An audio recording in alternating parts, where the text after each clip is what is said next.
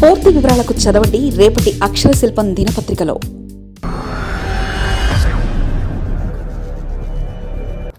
జనసేన జైకేతనం ఎగువన. పదవులు కాదు బాధ్యతతో పెట్టిన పార్టీ జనసేన. పవన్కు ఆవేశమే కాదు ఆలోచన కూడా ఉంది. ఆవేశంతో కాదు ఆలోచనతో అడుగులు వేయాలని. రాజకీయాల్లో బలం ఎంత అన్నది ముఖ్యం కాదు, ఆ బలాన్ని ఎంత బలంగా ప్రత్యర్థిని కొట్టడానికి ఉపయోగించుకుంటామనేదే సక్సెస్ ఫార్ములా. ఈ ఫార్ములాను జనసేన అధినేత పవన్ కళ్యాణ్ పక్కగా పట్టుకున్నారు. ఆయన శ్రేయభిలాషులమని, అభిమానులమని, పార్టీ నేతమని చెప్పి ఆయనను దారి తప్పించేందుకు ఎంతమంది ప్రయత్నించినా ఆయన తన బలాన్ని ఎలా ఉపయోగించాలో అలా ఉపయోగించారు. రాజకీయాల్లో అడుగులు ఆవేశంతో కాదు ఆలోచనలు వేయాలని పవన్ కళ్యాణ్ నేర్చుకున్న పాఠం ఇవాళ రాష్ట్రంలో మార్పులు తెచ్చింది. రాజకీయాల్లో మార్పులు తెచ్చింది పవన్, రాజకీయ జీవితంలో మార్పులు తెచ్చింది. 12 ఏళ్ల క్రితం పవన్ కళ్యాణ్ జనసేన పార్టీ ఆవిర్భావాన్ని ప్రకటించినప్పుడు అందరూ ఆశ్చర్యపోయారు. ఎందుకంటే అప్పటికే ఎన్నికల షెడ్యూల్ కూడా వచ్చేసింది. రాజకీయాల్లోకి రావాలంటే, కొత్త పార్టీ పెట్టాలంటే ఎన్నికలకు 6 నెలల ముందు ఆయన పార్టీ పెట్టడం ఎవరైనా చేసే పని. కానీ పవన్ కళ్యాణ్ ఆలోచన ఇప్పుడు ఆ పార్టీ పెడితే ఎన్నికల్లో పోటీ చేసేయాలి, పదవులు సంపాదించేసుకోవాలన్న పాయింట్ దగ్గర టార్గెట్ ఆగిపోతుంది. అంతకు మించి ఉంటుంది. అందుకే ఎన్నికల్లో పోటీ టార్గెట్గా జనసేనను పెట్టలేదు. ఎన్నికల్లో పోటీ చేయకపోతే మరెందుకు పార్టీ అన్న ప్రశ్న ఎవరికైనా వస్తుంది. అందుకే పవన్ తన బలాన్ని అప్పటికి పొత్తులోకి వెళ్ళిపోయిన టీడీపీ, బీజేపీకి మద్దతు ఇచ్చారు. అప్పటికి గుజరాత్ ముఖ్యమంత్రిగా ఉన్న నరేంద్ర మోదీ బీజేపీ ప్రధాన అభ్యర్థిగా రేసులోకి వచ్చారు. ఆయనకు దేశవ్యాప్తంగా మద్దతు లభిస్తుంది. ఈ క్రమంలో పవన్ కూడా వెళ్ళి నరేంద్ర మోదీకి మద్దతు పలికారు. తర్వాత ఏపీలో ఎన్డీఏ కూటమికి సపోర్ట్ చేశారు. ఎన్నికల్లో పోటీ చేయకపోవడం వల్ల ఆయనకు రాజకీయంగా సీరియస్నెస్ లేదన్న అభిప్రాయానికి వచ్చిన వారు ఉన్నారు. కానీ పవన్ కళ్యాణ్ తన స్టైల్ రాజకీయాలు తాను చేశారు. తప్పు చేశాను అన్న భావనకు రానివ్వలేదు. ఇతర పార్టీగా విమర్శలు గుప్పించిన, వ్యక్తిగత దాడులు చేసినా తగ్గలేదు.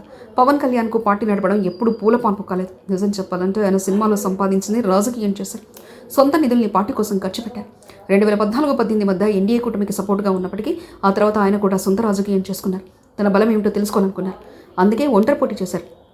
వివిధ కారణాల వల్ల ఆయనకు గట్టి ఎదురు దెబ్బలు 2019లో తగిలాయి. మరొకరైతే ఆ ఒత్తిడిని తట్టుకొని నిలబడడం అసాధ్యమయ్యేది. పవన్ కళ్యాణ్కున్న ఫ్యాన్ బేస్, ఆయన ఐడియాలజీకి ఉన్న ఫ్యాన్ తక్కువేమీ కాదు. ఈ క్రేజ్కి తగ్గట్టుగా 2019 ఎన్నికల ఫలితాలు వచ్చి ఉండకపోవచ్చు, కానీ ఆయనను ఎవరూ తక్కువ అంచనా వేయలేదు. భారతీయ జనతా పార్టీ ఏపీలో తమ పార్టీని విస్తరించుకునేందుకు పవన్ కళ్యాణ్ టార్గెట్ చేసుకుంది. చాలాసార్లు విలీన ప్రతిపాదనలు విభిన్న వ్యక్తుల ద్వారా పవన్ ముందు పెట్టింది. అయితే పవన్ కళ్యాణ్ ప్రాణం పోయినా సరే తన పార్టీని వేరే పార్టీలో విలీనం చేసేది లేదన్న పాలసీకి కట్టుబడి ఉన్నారు. పవన్ కళ్యాణ్కు 2-3 సార్లు తనకు బీజేపీ నుంచి వచ్చిన విలీన ప్రతిపాదనల గురించి చెప్పారు. అప్పట్లో బీజేపీ ఇన్ఛార్జ్గా ఉన్న సిద్ధార్థనాథ్ సింగ్ పవన్తో ఈ అంశాన్ని డీల్ చేసేందుకు ప్రయత్నించారు. కానీ నిర్మోహమాటంగా ఉండడంతో తర్వాత విరమించుకున్నారు. జనసేన పార్టీ ఎప్పటికి ఉంటుందని, అది ఇతర పార్టీలతో విలీనమయ్యే ప్రశ్నే ఉండదని పవన్ కరాఖండిగా చెప్పారు. పవన్ కళ్యాణ్ సోదరుడు చిరంజీవి స్థాపించిన ప్రజారాజ్యం పార్టీని వ్యూహాత్మక తప్పిదాలు, అప్పట్లో పార్టీలో ఉన్న నేతల వ్యక్తిగత స్వార్థాల కారణంగా కాంగ్రెస్ పార్టీలో విలీనం చేయాల్సి వచ్చింది. పవన్ కళ్యాణ్ అక్కడే అసలైన రాజకీయ పాఠం నేర్చుకున్నారు. రాజకీయంగా గుర్తింపు ఉండాలంటే సొంత బలాన్ని కాపాడుకోవాలని తెలుసుకున్నారు. అందుకే ఆయన ఎక్కడా తగ్గలేదు. తన పార్టీని పెంచుకుంటాను కానీ ఎవరికి ఇచ్చేది లేదని తేల్చేశారు. ఆ పట్టుదలే ఆయనను ఇప్పుడు జాతీయ స్థాయిలో గుర్తింపున్న నాయకుడిగా మార్చింది. అదే జనసేన పార్టీని బీజేపీలో విలీనం చేసి ఉంటే ఆ పార్టీ పెద్ద ఒత్తిడికి తలొగ్గి ఉండే పరిస్థితి ఎలా ఉండేదో ఊహించడం కట్టం. ప్రజాబలం లేని ఆ పార్టీలోని కొంతమంది నడమత్రపు నేతలకే ఎక్కువ ప్రయారిటీ లభించేది. ఎందుకంటే జాతీయ పార్టీల రాజకీయాలు అలాగే ఉండేవి. పవన్ కళ్యాణ్ అక్కడే తన పట్టుదల చూపించారు. తిరుగులేని పొజిషన్లో ఉన్న బీజేపీ నుంచి వచ్చిన విలీన ఆఫర్ను తిరస్కరించి తన పార్టీని కాపాడుకున్నారు. ఆ తర్వాత సమయానుకూలంగా నిర్ణయాలు తీసుకుంటూ పార్టీని ఉన్నత స్థానానికి తీసుకెళ్లారు. 2019లో పవన్ కళ్యాణ్ చంద్రబాబు కలిసి పోటీ చేద్దాం రమ్మని ఎన్నికలకు ముందు కూడా పిలిచారు. పవన్ రాజకీయ లెక్కల్లో ఎంత గొప్పగా ఉంటారో ఆయన తీసుకున్న నిర్ణయమే తర్వాత నిరూపించింది. చంద్రబాబు పిలిచినా వెళ్ళలేదు. కమ్యూనిస్టులు బీఎస్పీతో కలిసి పోటీ చేశారు. అయితే ఆయనకు ఎదురుదెబ్బ తగిలింది. అందరూ ఆయన ఘోరంగా ఓడిపోయారన్నారు. కానీ అది ఆయనకు గొప్ప విజయానికి బాటలేసింది. ఒకవేళ 2019లో టీడీపీతో కలిసి ఎన్నికల్లో పోటీ చేసి ఉంటే అప్పట్లో ఉన్న రాజకీయ ప్రకారం వైసీపీ ఖచ్చితంగా గెలిచి ఉండేది. టీడీపీ, జనసేన కలిసినా సరే జగన్ గెలిచారన్న అభిప్రాయం ఉండేది. కానీ పోటీ చేయకపోవడం వల్ల 2024కి జగన్పై వచ్చిన వ్యతిరేకతకు 2 పార్టీలు కలిస్తే ఇక జగన్ తుడిచిపెట్టకపోతారన్న అభిప్రాయం వచ్చింది. అదే 2019లో కలిసి పోటీ చేసి ఉంటే 2024లో అంత ఎఫెక్ట్ కనిపించేది కాదు. అదే వ్యూహం పవన్ కళ్యాణ్లో తొందరపాటు లేని రాజకీయ వ్యూహాలున్నాయని ఆ నిర్ణయమే మెల్లగా నిరూపించింది. ఇప్పుడు టీడీపీ, జనసేన కలిసి ఉంటే భవిష్యత్తులో జగన్ రెడ్డికి ప్రతిపక్ష నేత హోదా దక్కడం గగనమే అనుకుంటున్నారు. ఎందుకంటే కూటమిని అంతగా బలోపేతం చేసుకున్నారు. పవన్ రాజకీయ ఆలోచనకు, స్థిరత్వానికి 2024 ఎన్నికలో సాక్ష్యం. ఆయన స్పష్టమైన లక్ష్యంతో ఉన్నారు. తన బలానికి కూటమిగా తయారై వచ్చే ఫలితాలు ఊహించని విధంగా ఉంటాయని అంచనాలకు వచ్చారు. అందుకే ఆయనను మునగచెట్టు ఎక్కించేసి జగన్ నెత్తిన పాలు పోసేందుకు ప్రయత్నించిన శ్రేయోభిలాషుల ముఠ ఎంతగా ఒత్తిడి తెచ్చినా ఆయన తగ్గలేదు. పైగా తన నిర్ణయాలను ఆమోదించేవారే తన వారని, వ్యతిరేకించేవారు తన వారు కాదని తేల్చి చెప్పారు. ఆయనతో ఉన్న వారికి రాజకీయ భవిష్యత్తు కల్పిస్తుందని అన్నారు. జనసేన పార్టీని పవన్ను కేవలం ఓ రాజకీయ అవసరాల కోసం ఉపయోగించుకునేందుకు స్థిరపడిన కొంతమంది నేతలు వైసీపీ మాయలో పడి కనుమరుగైపోయారు.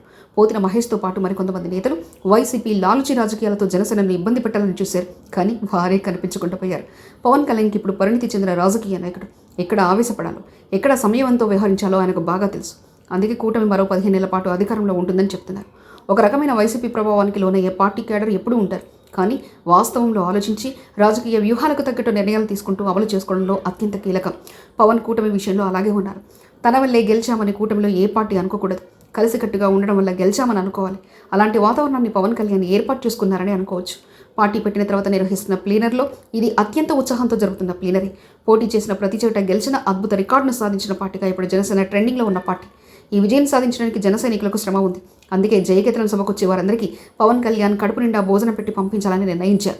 సాధారణంగా ప్లీనర్లు నిర్వహించినప్పుడు పార్టీలు తమ ప్రతినిధులకు పార్టీ పదవుల్లో ఉన్న వారికి భోజన వసతి ఏర్పాటు చేస్తాయి. కానీ జనసేన పార్టీ మాత్రం కార్యకర్తలకు కూడా కడుపు నిండా భోజనం పెట్టి పంపాలని ఏర్పాటు చేశారు. కడుపు నిండా భోజనం పెట్టడమే కాదు, జన సైనికులకు పవన్ కళ్యాణ్ కర్తవ్య బోధ కూడా చేయనున్నారు. వైఎస్ఆర్సీపీ హయాంలో రాష్ట్రంలో జరిగిన విధ్వంసాన్ని ఇప్పుడు చక్కదిద్దే బాధ్యత కూటమిపై ఉంది. ఆ కుటుంబంలో ఉన్నన్ని సమస్యలు ఏర్పడవచ్చు, అది సహజం కూడా. ఎప్పటికప్పుడు ఒకరిపై ఒకరు పైచేయి సాధించాలనే ప్రయత్నం కాకుండా సమన్వయ సమస్యలు ఎదిరినా ఎప్పటికప్పుడు చర్చించుకొని సర్దుకుపోతే కుటుంబంలాగే కూటమి కూడా ఎల్లకాలం మనగలుగుతుంది. కూటమిని విచ్ఛిన్నం చేస్తేనే తప్ప తమకు రాజకీయ మనుగడ ఉండదనుకుంటున్న పార్టీలు అందుకోసం ఎన్ని ప్రయత్నాలైనా చేస్తాయి, ఎంత అడ్డగోలు పుకార్లైనా పుట్టిస్తాయి.